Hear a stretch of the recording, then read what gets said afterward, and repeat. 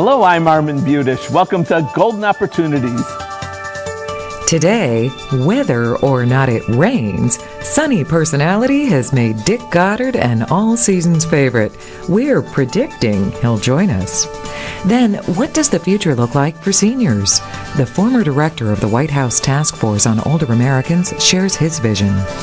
Who's smiling now? Meet a woman who changed her outlook. Plus, we'll put our minds to a topic that's often ignored in older adults, mental health. And we'll reveal a dangerous pitfall with reverse mortgages and how you can avoid the problem. It's time to get GOing, so pull up a chair and join us at our kitchen table for Golden Opportunities.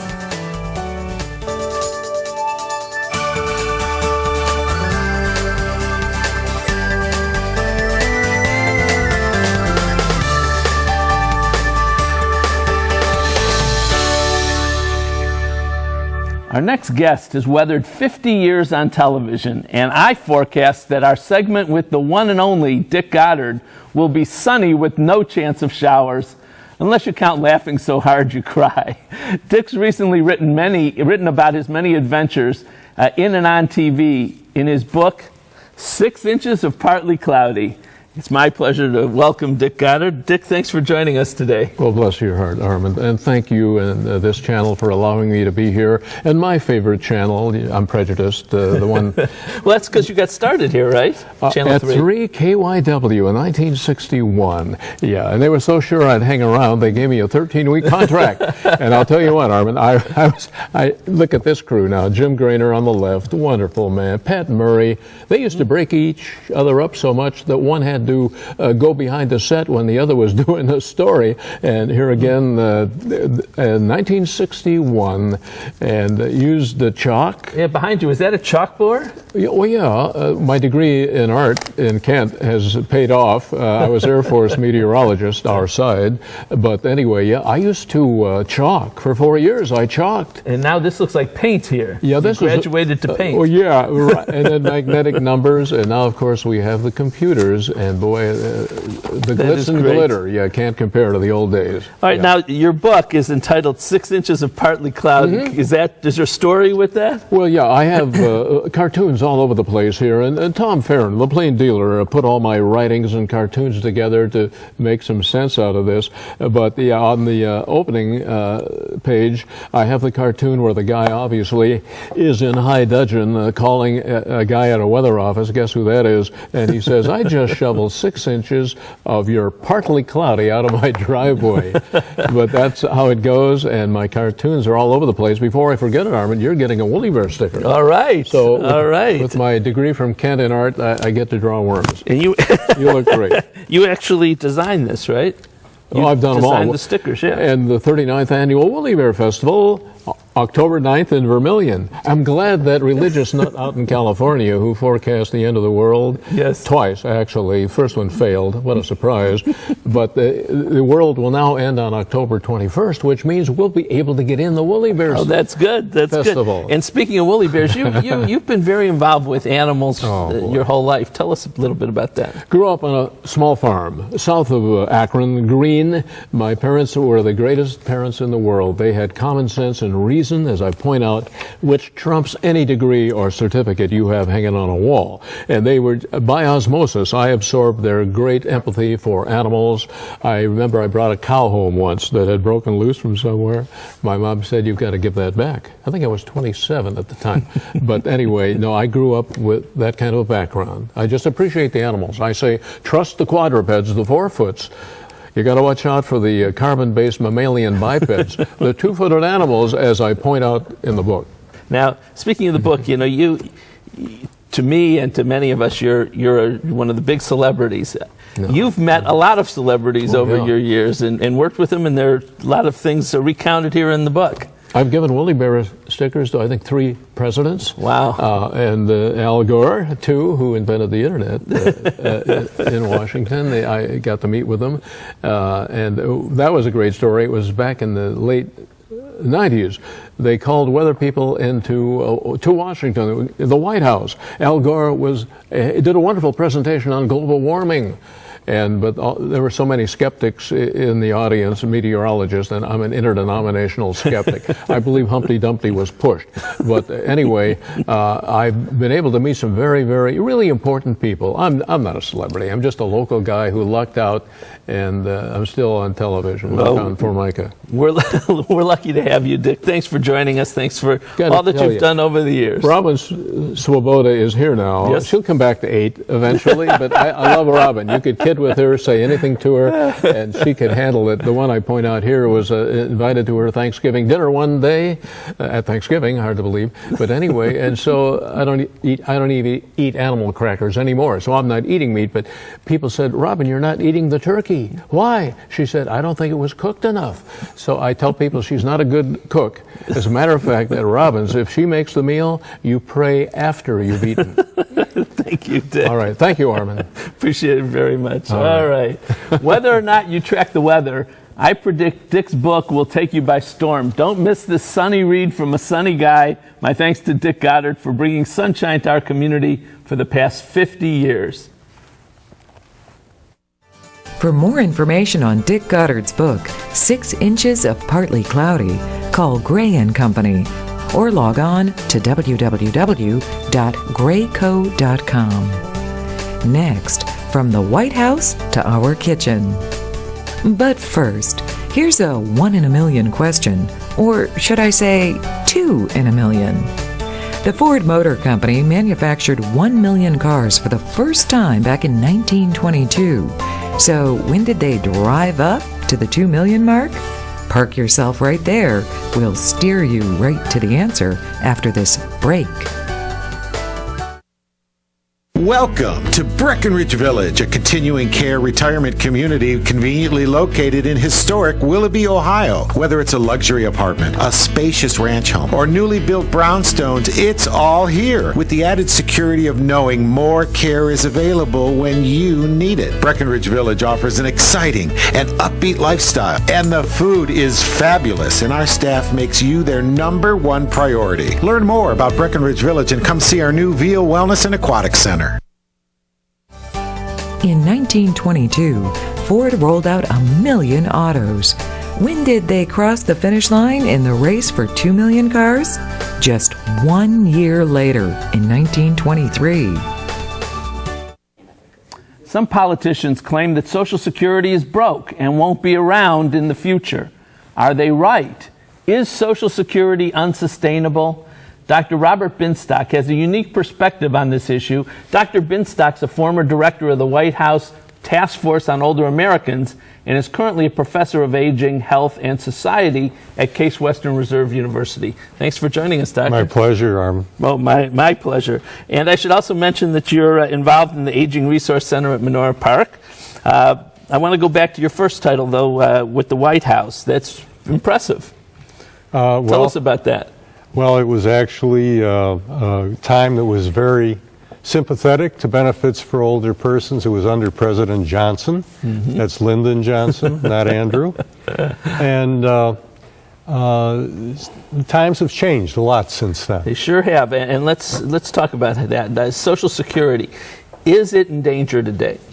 Well, in 2 respects, short term and longer term. The short term is that if the debt ceiling of the United States is not raised by Congress until before August 2nd, the Secretary of the Treasury has said that he may not be able to pay Social Security benefits. Wow. So it's very important from that perspective in the short term that the ceiling gets raised. The other problem is a bit more complicated.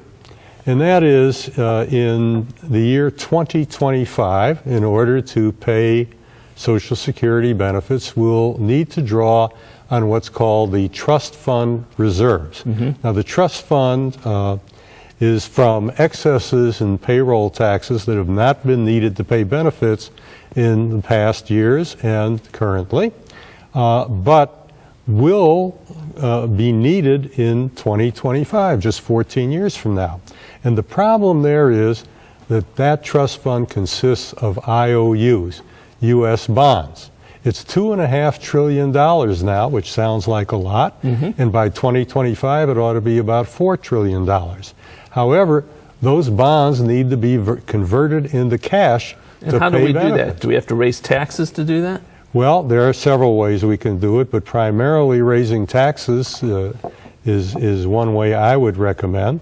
One thing we could do is simply lift the ceiling on the annual payroll tax that is paid from our paychecks from $106,800 to no ceiling at all. So right now we only pay Social Security tax on earnings up to $106,000. Right, If and we raise that, will that make Social Security solvent?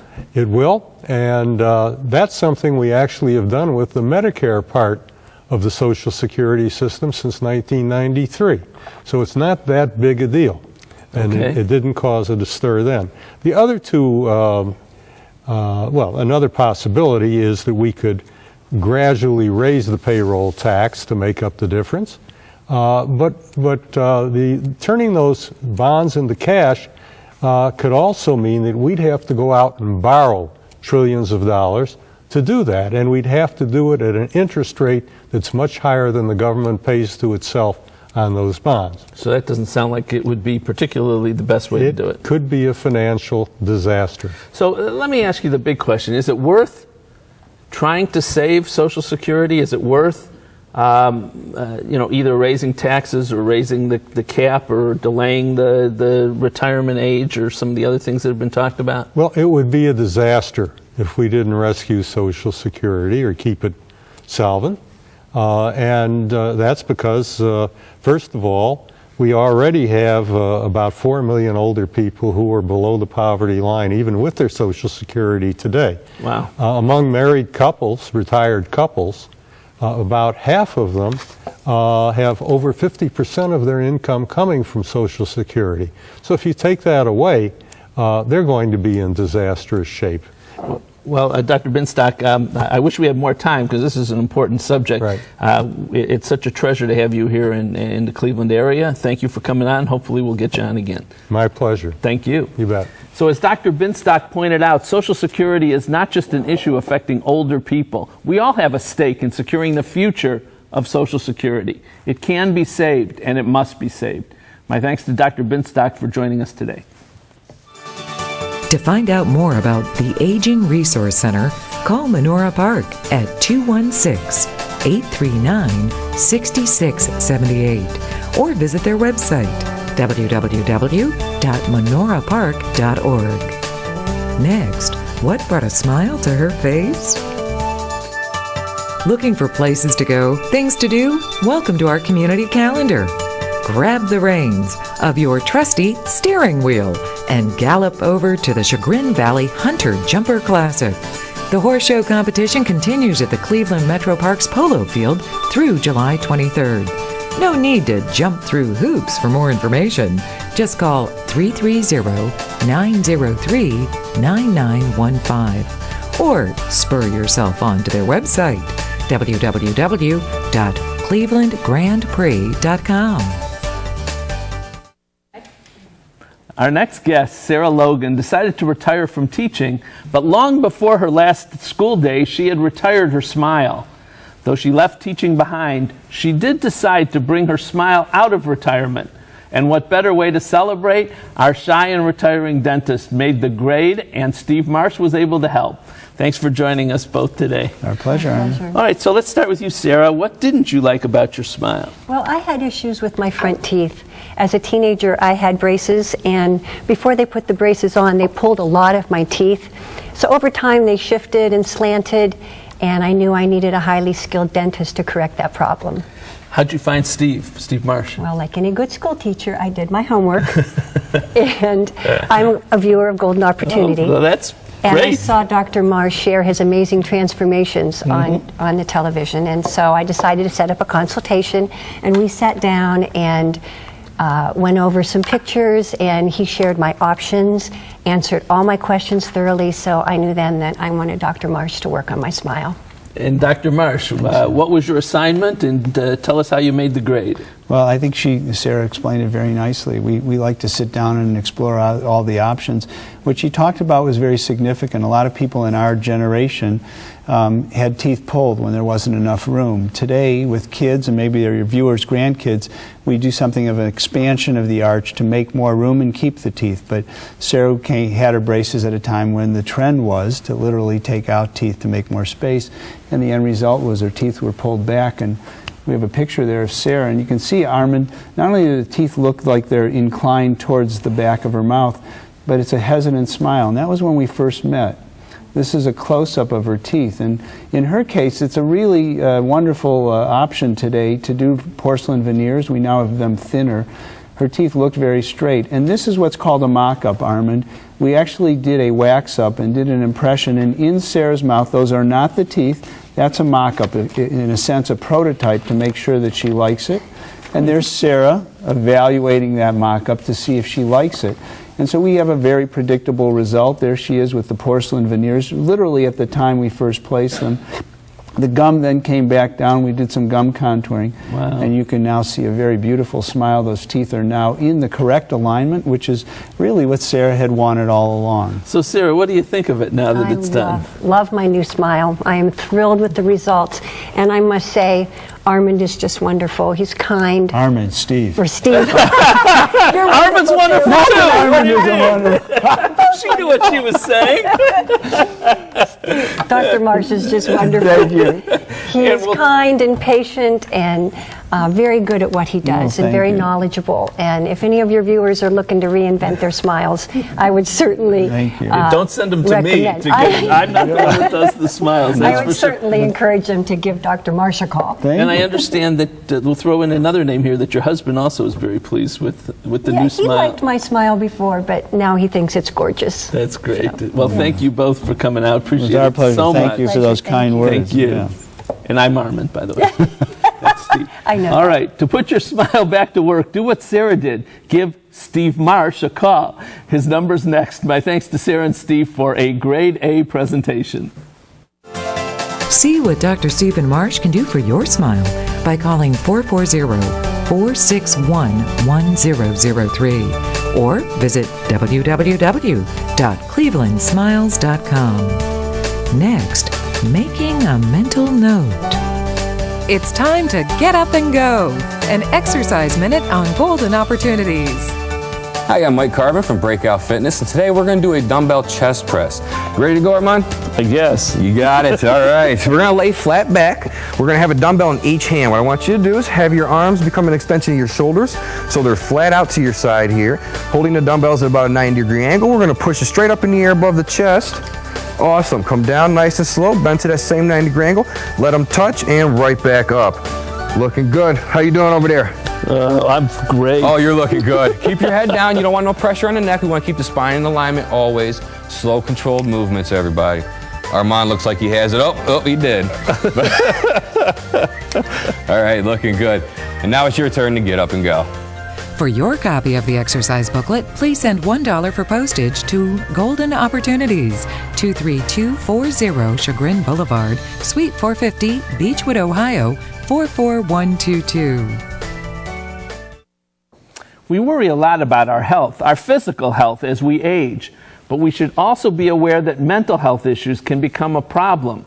Rich Brody has good news and he has bad news to share on the topic.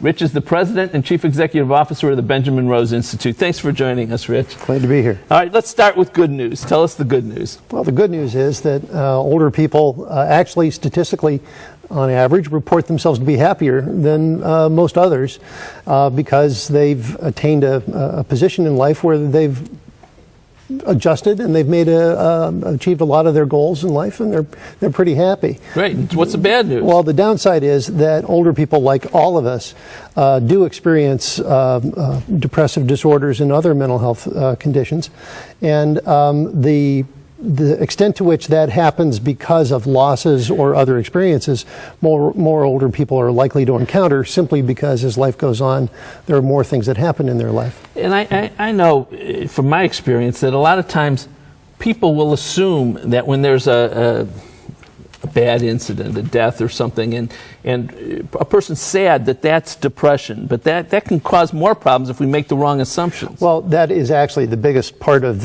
what is sometimes thought of as the bad news. People make that assumption, and it can lead to a whole lot of things. In addition, it's starting with not diagnosing the problem correctly.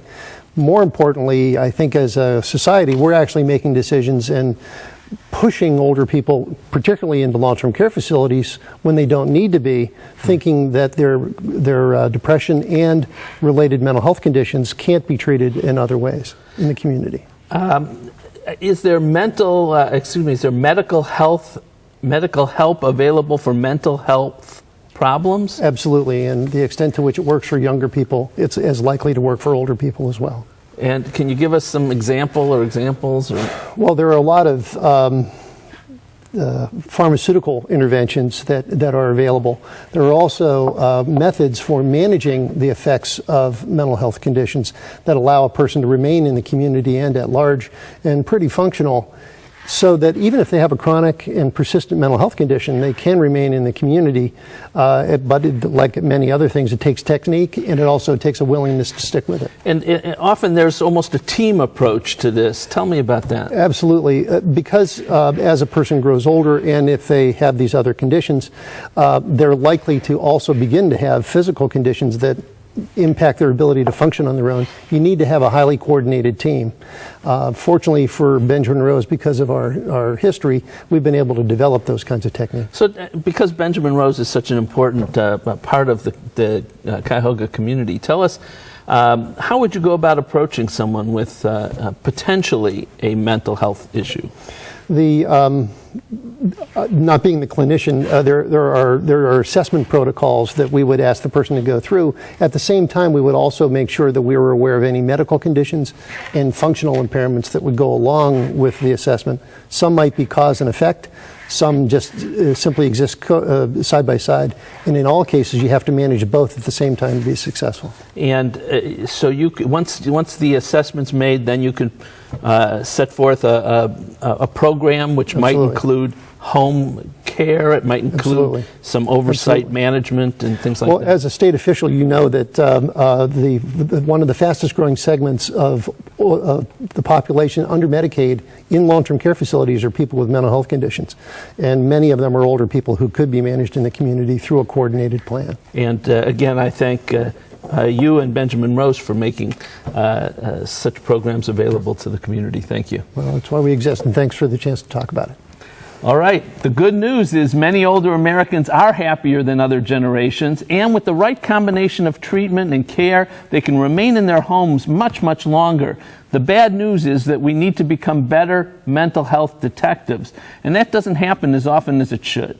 For more information on this issue, contact the Benjamin Rose Institute. The number's coming up next.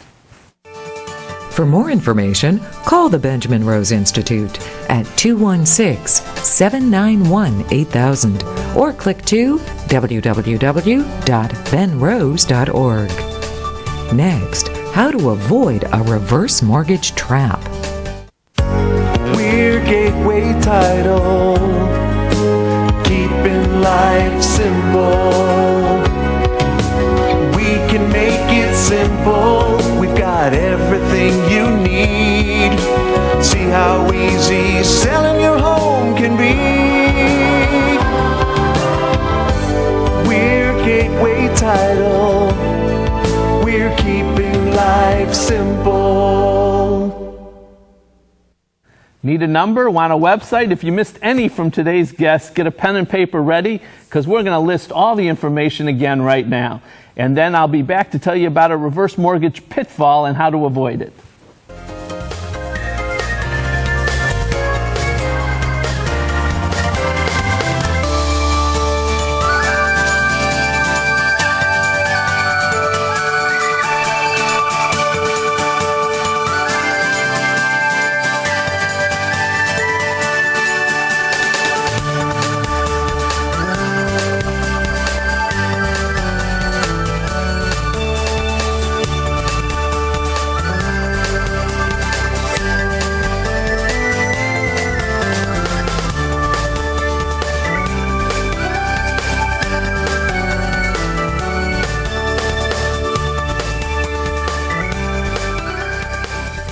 reverse mortgage is a useful tool which can help you remain in your home for the rest of your life. You can tap your home equity, get money from your home, and you don't have to pay it off until you move out or die.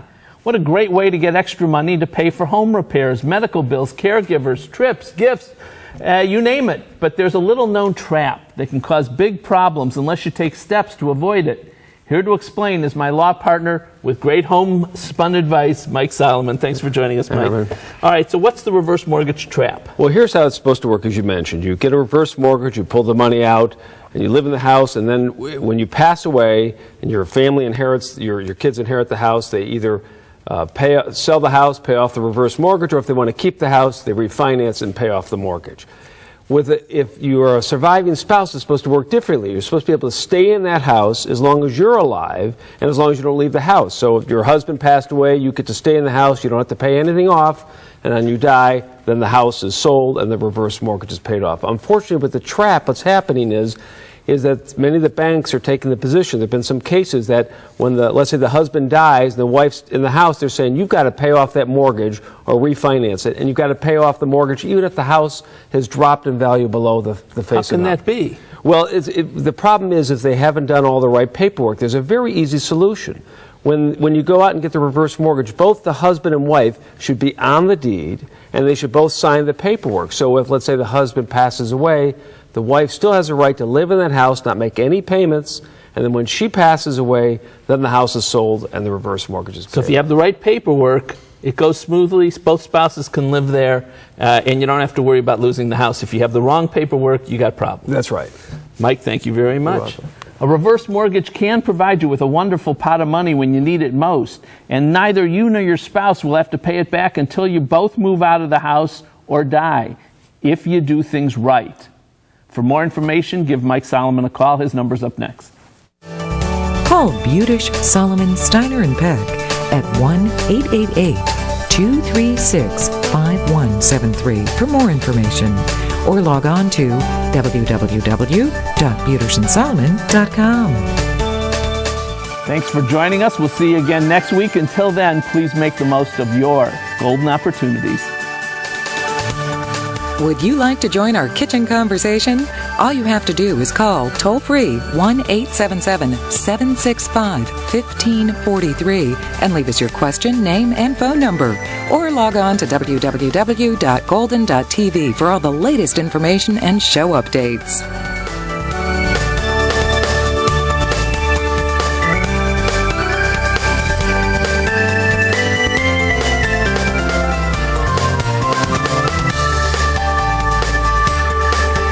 Golden Opportunities is paid for by Elder Productions.